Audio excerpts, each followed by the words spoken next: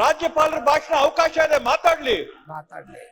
ಅಲ್ಲ, ಮಾತಾಡಿದ್ದನ್ನ ಮಾತಾಡೋದು ಬೇಡ. ವಿರೋಧ ಪಕ್ಷದ ನಾಯಕರು ಒಪ್ಕೊಂಡು ಹೋಗಿದ್ದಾರೆ. ಈಗ ನನ್ನ ವಿಚಾರದ ಪ್ರಸ್ತಾವನೆನ ಕೇಳಿಸ್ಕೊಂಡು ಹೋಗಿದ್ದಾರೆ. ಸೊ ಮುಂದಿನ ದಿನಗಳಲ್ಲಿ ನನಗೆ ನಂಬಿಕೆ ಇದೆ. ಅದನ್ನ ನೀವು ನಿಮ್ಮ ಪಕ್ಷದವರಿಗೆ ಏನು ಆಡಳಿತವಾಗಿ ನೀವು ಸೆಂಟ್ರಲ್ ಅಲ್ಲಿ ಕೂತಿದ್ದೀರಾ, ಈ ಹಿಂದಿ ಭಾಷೆ ಹೇರಿಕೆ ಬಗ್ಗೆ ಖಂಡಿತ ನೀವೆಲ್ಲರೂ ಹೇಳ್ತೀರಾ ಅಂತ, ಬರೀ ಈ ಸದನಕ್ಕೆ ಮಾತ್ರ ಸೀಮಿತ ಆಗಬಾರದು ಅಂತ ನಾನ್ ಕೇಳ್ಕೊಂತೀನಿ. ಇಂಗ್ಲಿಷ್ ಮಾತಾಡೋದು ಬಂದ್ ಮಾಡಿದ್ರೆ ಬಹಳ ಒಳ್ಳೇದು. ಇಂಗ್ಲಿಷ್ ಏನದು? ಕನ್ನಡದಲ್ಲೇ ಮಾತಾಡ್ತಾ ಇದ್ದೀನಿ, ಇಂಗ್ಲಿಷ್ ಅಲ್ಲ. ಇಂಗ್ಲಿಷ್ ಅಲ್ಲೂ ಬೇಕಾದ್ರೆ ಮಾತಾಡ್ತೀನಿ. ಮಾತಾಡಿ ಮೇಡಮ್. ಆಯ್ತಮ್ಮ, ಮಾತಾಡಿ, ನೇರವಾಗಿ ಬಾರಮ್ಮ. ಕನ್ನಡ ಭಾಷೆ ಬಗ್ಗೆ ನಾನು ಏನ್ ಮಾತಾಡಿದೆ,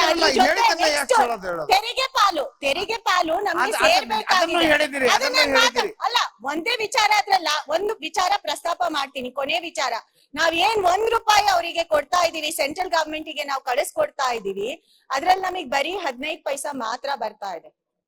ಅದೆಲ್ಲರಿಗೂ ತಿಳಿದಿದೆ. ಆ ವಿಚಾರ ಅಬ್ಬಬ್ಬ ಅಂತ ಹೇಳೋ ಅವಶ್ಯಕತೆನೇ ಇಲ್ಲ. ಅದು ಪ್ರೂವನ್ ಆಕ್ಚುಲಿ. ಅದಕ್ಕೆ ದಾಖಲೆಗಳಿದೆ. ಕೇಂದ್ರ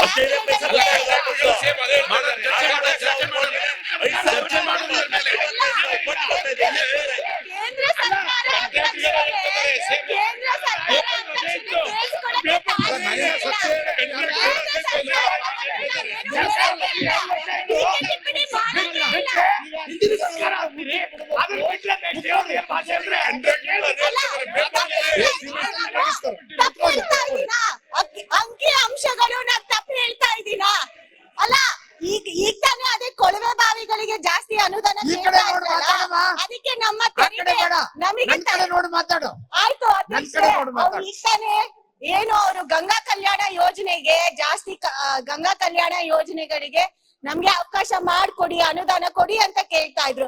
ನಮಗೆ ನಮ್ಮ ತೆರಿಗೆ ಪಾಲು ಸಿಕ್ಕಿದ್ರೆ ಖಂಡಿತ ಎಲ್ಲ ನಮ್ ಸರ್ಕಾರ ಖಂಡಿತ ಮುಕ್ತವಾಗಿ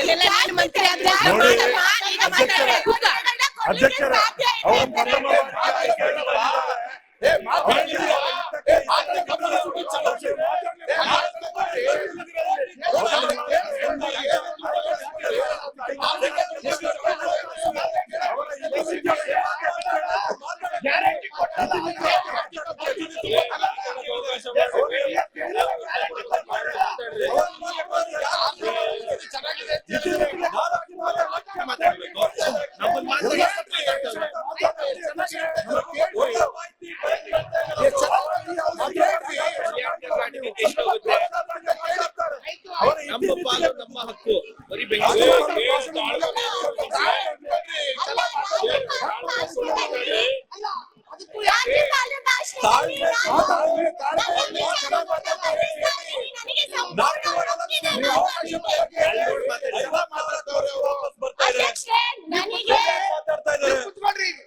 ಸಿಮೆಂಟ್ 5 ನಿಮಿಷ ಮಾತಾಡೋರು ಮುಗಿಸ್ತಾರೆ. ಕುತ್ಕೊಳ್ರಿ, ದಯವಿಟ್ಟು ಕುತ್ಕೊಳ್ರಿ.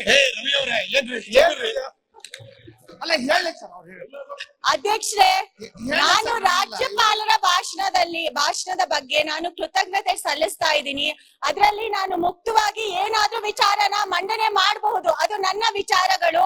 ಅವ್ರ ಏನೇ ಹಸ್ತಕ್ಷೇಪ ಮಾಡಿದ್ರೇನು ಪರವಾಗಿಲ್ಲ. ಯಾಕಂದ್ರೆ ಕೇಂದ್ರ ಸರ್ಕಾರದ ಬಗ್ಗೆ ಬಂದ ತಕ್ಷಣನೇ